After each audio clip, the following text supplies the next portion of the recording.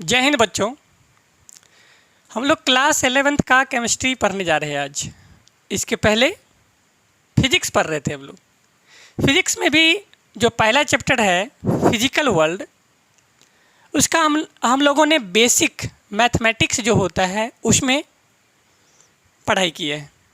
उसमें डिफरेंशिएशन तक पढ़े हैं, फिर बारी बारी से उसमें हम लोग आगे बढ़ेंगे। आज हम लोग केमिस्ट्री का जो मोल कॉन्सेप्ट होता है उसको पढ़ने जा रहे हैं। केमिस्ट्री का जो सिलेबस है, क्लास 11th का सिलेबस जो एनसीईआरटी के अकॉर्डिंग हम लोगों ने बांटा था कि कौन कौन सा चैप्टर फिजिकल केमिस्ट्री है, कौन कौन सा चैप्टर ऑर्गेनिक केमिस्ट्री है और कौन कौन सा चैप्टर इनऑर्गेनिक केमिस्ट्री है। तो आज हम लोग फिजिकल केमिस्ट्री का जो पहला चैप्टर है हम लोगों का सम बेसिक कॉन्सेप्ट ऑफ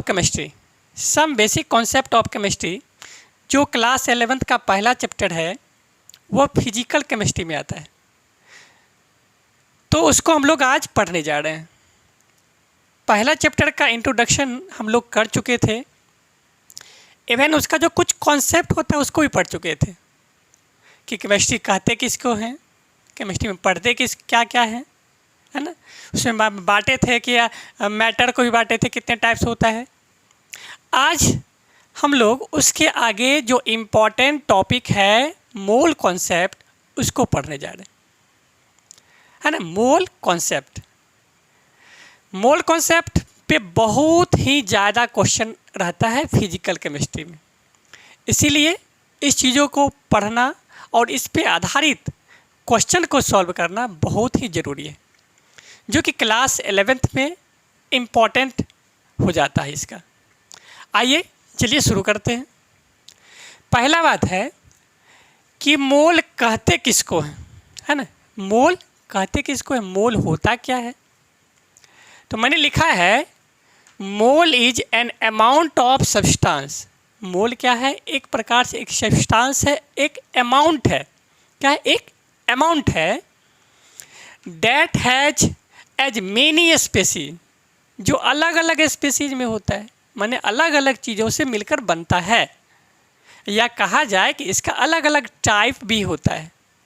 तो क्या क्या हो सकता है, atoms, molecules, ions, electron, proton and neutrons. क्या क्या बोले, atoms, molecules, ions, electron, proton and neutrons. मैंने लिखा है, बताया है, mole is an amount of substance that has as many species. Mole एक ऐसा अमाउंट है जिसके अलग अलग स्पेसीज होते हैं। क्या क्या, atoms, molecules, ions, electron, proton, neutron, मतलब इस सारी चीज़ों से मिल करके कहा जाए तो क्या बनता है, मोल्स बनता है। हम पिछले क्लास में बताए थे केमिस्ट्री में मैटर जो बने होते हैं, मैटर क्या चीज़ से बने होते थे, एटम पार्टिकल से बोलते बने हुए थे। इसको और भी तोड़ेंगे एटम्स या पार्टिकल को तो मॉलिक्यूल बनेगा, और मॉलिक्यूल को भी अगर ब्रेक करेंगे तो क्या बनेगा, इलेक्ट्रॉन, प्रोटॉन और न्यूट्रॉन, ये सब पढ़े थे। और सबका अपना अपना क्या होता है, मास होता है।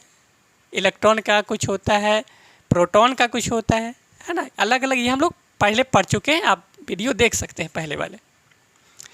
तो ये सारे चीज़ जब मिल जाए तो क्या कहला जाएगा, तो मोल कहलाएगा। कह रहा है, अब इसके आगे समझते हैं। कह रहा है present in 12 gram of C12 isotopes. अगर इसका दूसरा तरीका अगर जाना जाए तो 12 ग्राम C12 कार्बन के 12 टाइप्स जो होते हैं उसमें ये प्रेजेंट होते हैं, जिसके आइसोटॉप्स होते हैं। आप लोग क्लास 9th या 10th में पढ़े हुइएगा आइसोटॉप्स और आइसोबार के बारे में, ठीक है। तो ये एक्चुअली क्या होता है कि 12 ग्राम ऑफ C12 आइसोटॉप में ये प्रेजेंट होते हैं। 1 मोल इक्वल टू होता है 6.022 इंटू 10⁻23 Na। ये 6.022 इंटू 10⁻23 एवोगाड्रो नंबर होता है। एक्चुअली क्या होता है ये, तो एवोगाड्रो नंबर होता है, जिसको Na भी बोलते हैं। नंबर ऑफ एटम्स बोल दीजिए या फिर नंबर ऑफ एवोगाड्रो बोल सकते हैं। Na मतलब 1 मोल बराबर होता है 6.022 इंटू 10⁻23, या फिर इसके बदले में हम लोग Na लिख सकते हैं। ठीक है, तो मतलब ये वैल्यू है 1 मोल का। अगर सिर्फ बोलेंगे Na का अगर बोलेंगे तो इसका मतलब समझना है कि क्या है 6.022 इंटू 10⁻23, ये एवोगाड्रो नंबर होता है ना। अब है मास ऑफ 1 एटम्स। एक्चुअली इसको ये निकला कैसे है, ये वैल्यू आया कहाँ से है, इसको देखते हैं। तो लिखे हैं mass of 1 atoms of C12। अगर एक एटम C12 का एक एटम का वैल्यू देखा जाए तो होता है 1.992648 इंटू 10⁻⁻23 ग्राम होता है, और इसको बोलते हैं स्पेक्ट्रोस्कोप बोलते हैं। ऐसा वैल्यू क्या बोलेंगे, स्पेक्ट्रोस्कोप बोलेंगे। आप क्लास 11th का बुक अगर पढ़ेंगे तो ये सब आपको उसमें दिया रहेगा, कुछ यूनिट होते हैं जिसको मैंने अभी उसको छोड़ दिया है, आगे पढ़ेंगे, है ना। पेक्टामीटर क्या होता है, हेक्टामीटर, ये सब आप लोग जानते होंगे, नहीं तो फिर हम अगले क्लास में पढ़ेंगे। पहले इसका हम लोग थ्योरी देख लेते हैं कि मोल का वैल्यू निकलता कैसे है। तो mass of 1 atoms of C12 का वैल्यू होता है 1.992648 इंटू 10⁻⁻23 ग्राम होता है। इसको स्पेक्ट्रोस्कोप भी बोला जाता है ना। इसके यूनिट को स्पेक्ट्रोस्कोप बोलते हैं। अब देखिए, चूँकि 1.992648 इंटू 10⁻⁻23 ग्राम ये किसका वैल्यू है, C12। अगर इतना वैल्यू हो जाए तो क्या समझेंगे, इसका मतलब है एक एटम है। कहने का मतलब 1 एटम का वैल्यू होता है, 1 एटम का कितना वैल्यू होता है, तो 1.992648 इंटू 10⁻⁻23 ग्राम ये वेट होता है, माने मास होता है। एक एटम का मास होता है 1.992648 इंटू 10⁻⁻23 ग्राम। ये C12 के बराबर होता है, मतलब C12 में होते हैं। या फिर ये एक एटम का निकालें। अब है 1 ग्राम ऑफ C12। अगर 1 ग्राम, सिर्फ इस C12 1 ग्राम में कितना एटम होगा उसको निकालेंगे, तो 1 ग्राम ऑफ C12 बराबर होता है 1 डिवाइड बाई, चूँकि 1 एटम है और ये सब मल्टीप्लाई में है तो क्या हो जाएगा, डिवाइड में आ जाएगा, है ना। ये क्या है, इतना यहाँ तक मल्टीप्लाई में है, ऑफ का मतलब मल्टीप्लाई है। इधर जब फेंकेंगे, इधर देंगे तो क्या होगा, डिवाइड में चला जाएगा। यहाँ 1 लिखा हुआ है तो 1 ऊपर चला जाएगा, और ये सारा वैल्यू यहाँ नीचे में आ गया 1.992648 इंटू 10⁻⁻23 एटम्स बोलेंगे, क्योंकि हम लोग एटम्स में निकाल रहे हैं कि मतलब एक एटम में कितना वैल्यू होगा। तो 12 ग्राम ऑफ C12। अब है 1 ग्राम में कितना होता है, ये होता है। अब 12 ग्राम में निकालते हैं, माने 12 ग्राम। चूँकि 1 ग्राम का निकल गया है, ये क्या था, 1 ग्राम का निकल गया। अब हम लोग 12 ग्राम का फाइंड आउट करते हैं।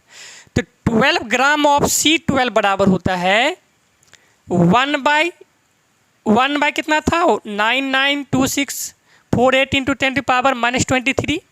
और चूँकि ये 12 था, ये 12 था। अब 12 को इधर फेंक देंगे, है ना, इक्वल टू को उधर देंगे तो ये डिवाइड में आएगा, नीचे में आएगा। तो नीचे वाला को क्या कर सकते हैं, पलट करके ऊपर लिखेंगे। नीचे वाला को ऊपर चला जाएगा तो ये मल्टीप्लाई में हो जाएगा। यहाँ था 1, तो 1 into 12, 1 into 12 divide by 1.992648 into 10⁻⁻23। अब जब इसको सॉल्व करेंगे, तो आएगा 6.022 इंटू 10⁻23 एटम्स। यही निकला एवोगाड्रो नंबर, या इसी को बोलते हैं Na, या फिर इसी को बोलते हैं 1 मोल का वैल्यू, है ना। इसी को क्या बोलते हैं, 1 मोल का वैल्यू बोलते हैं। ठीक, एक्चुअली 1 मोल बराबर जो वैल्यू होता है वो क्या होता है, 12 ग्राम ऑफ C12 को होता है, माने 12 ग्राम कार्बन में जो प्रेजेंट होते हैं एटम्स, उसका वैल्यू होता है। ठीक है, इस चीज़ों को आप एक बार और देख लीजिएगा अच्छा से वीडियो में, या फिर जब हम लोग इसके पहले वाले क्लास में जो वीडियो पर देखे थे या पढ़े थे उसको भी आप लोग देख के समझ सकते हैं कि मैटर क्या होता है, मैटर्स के कितने टाइप्स होते हैं, है ना। उस पर अगर आप अच्छा से देखेंगे तो आपको समझ में आ जाएगा। अब चूँकि हम लोग यहाँ पर न्यूमेरिकल की बात करने आए हैं तो मोल, 1 मोल का वैल्यू हम लोग का क्या हुआ, फाइंड आउट हो गया। अब इस पे आधारित बहुत सारे क्वेश्चन होते हैं, मोल निकालने का, मोल फ्रैक्शन निकालने का, मोलरिटी निकालने का, नॉर्मेलिटी निकालने का, ये सारे क्वेश्चन होते हैं। बारी बारी से सब हम लोग देखेंगे। आइए देखते हैं। ये फिजिकल केमिस्ट्री में आता है। अब मोल निकालने का जो फॉर्मूला होता है उसको हम लोग पढ़ने जा रहे हैं, है ना, उसको पढ़ने जा रहे हैं हम लोग।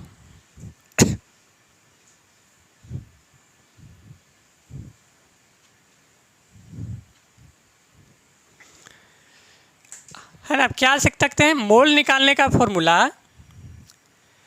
अगर मोल निकालने का अगर देखा जाए, मोल निकालने का तो 3 प्रकार होते हैं, 3 टाइप्स होते हैं मोल निकालने का, 3 प्रकार होता है।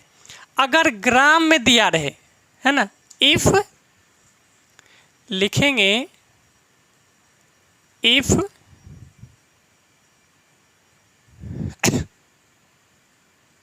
If molar mass given, if molar mass given, ये पहला टाइप है। 3 टाइप से हम लोग सॉल्व करते हैं, ये पहला टाइप है, टाइप 1 लिख सकते हैं। टाइप इसको क्या बोल सकते हैं, 1। इफ मोलर मास गिवन, तो मोल इक्वल टू क्या हो सकता है, मोल इक्वल टू हो सकता है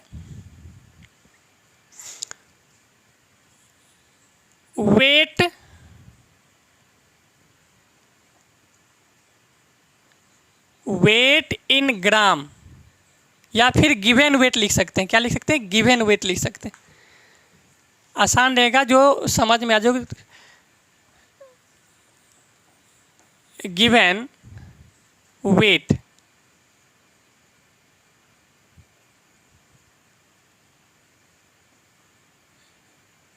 इन ग्राम, क्या रहेगा, गिवन वेट इन ग्राम, माने जो वेट क्वेश्चन में दिया रहेगा वो ग्राम में रहना चाहिए। केजी में रहेगा तो क्या करेंगे, ग्राम में चेंज कर लेंगे, और डिवाइड बाय नीचे में रखना है मोलर मास।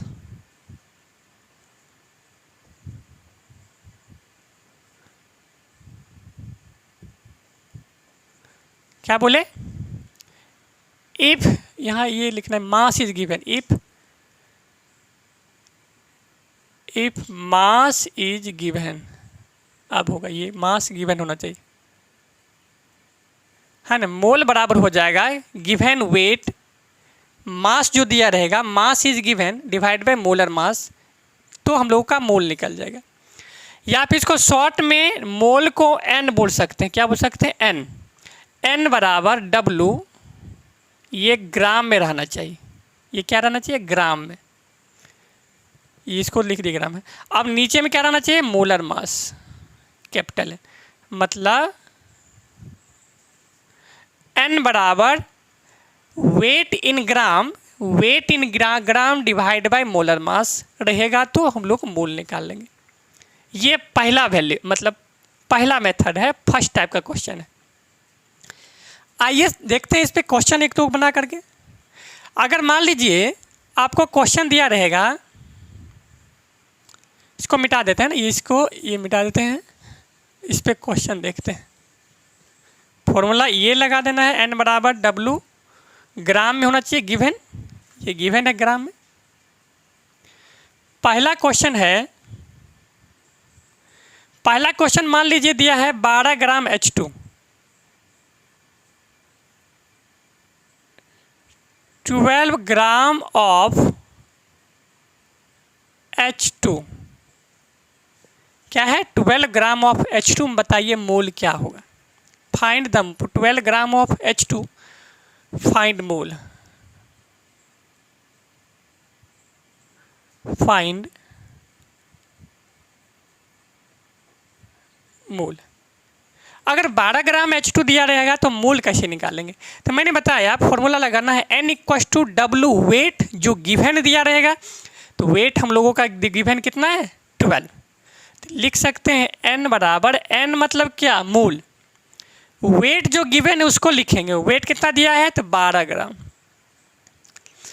अब उसके बाद H2 ये मोलर मास है। H2 का मोलर मास कितना होता है? हाइड्रोजन का 1 होता है एटॉमिक नंबर, एटॉमिक मास, और यहाँ पे 2 लिखा हुआ है तो 2 इंटू H करेंगे, माने 2 इंटू 1 बराबर कितना 2। ठीक है, तो क्या लिख सकते हैं यहाँ पे 2।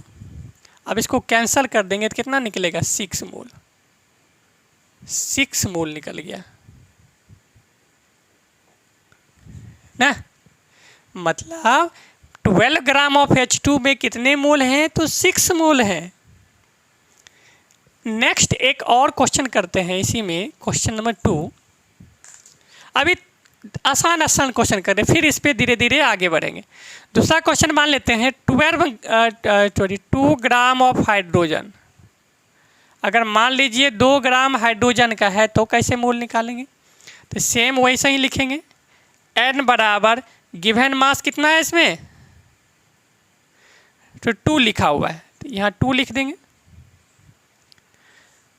और हाइड्रोजन का मोलर मास कितना होता है 1 होता है, तो इसको जब सॉल्व करेंगे तो कितना होगा 2 मोल। सिंपल सा बात है, जो क्वेश्चन में दिया रहेगा मास उसको ऊपर रखेंगे, जिसका मोलर मास निकालना है उसको नीचे रख देंगे, जिसका मोलर मास मोल निकालना है उसका मोलर मास नीचे रखेंगे तो निकल जाएगा मोल। एक और क्वेश्चन देखते हैं इसी पे। अब फॉर्मूला तो आपको याद ही हो गया होगा, N बराबर W ग्राम में होना चाहिए वेट और नीचे में मोलर मास होना चाहिए। तो हम लोग पहला जो टाइप का है क्वेश्चन वो सॉल्व कर रहे हैं। एक और क्वेश्चन देखिए, 4 ग्राम ऑफ हीलियम फाइंड मोल। तो इसमें हम लोग का गिवन क्या है, N बराबर फॉर्मूला होता है W, ये ग्राम में होना चाहिए, नीचे में मोलर मास होना चाहिए। तो N इक्वस टू क्या हो जाएगा, ये N है, वेट गिवन है कितना 4 ग्राम, तो 4 ऊपर लिख दिए।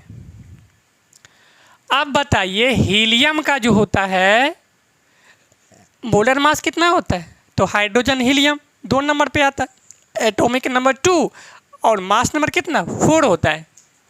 तो इसके नीचे में 4 रखिए, कैंसिल कर दीजिए, 1 मोल आ गया है ना। क्या आ गया 1 मोल आ गया। इसी प्रकार से और भी क्वेश्चन होगा। तो आज हम लोग सिर्फ मेन जो टॉपिक था मोल कॉन्सेप्ट में कि मोल का वैल्यू होता क्या है, एवोगाड्रो नंबर होता क्या है, उसका वैल्यू कितना होता है वो हम लोग जाने, और उसका जो पहला फॉर्मूला होता है N=W/m वो हमने जाने। नेक्स्ट क्लास में इस पे आधारित क्वेश्चन सॉल्व करेंगे, है ना। मोलर मास निकालने का, मोल निकालने का क्वेश्चन देखेंगे, फिर आगे बढ़ेंगे। मोल कॉन्सेप्ट में बहुत सारे क्वेश्चन हम लोग मिलकर प्रैक्टिस करेंगे। ठीक है, आज के लिए बस इतना ही। जय हिंद।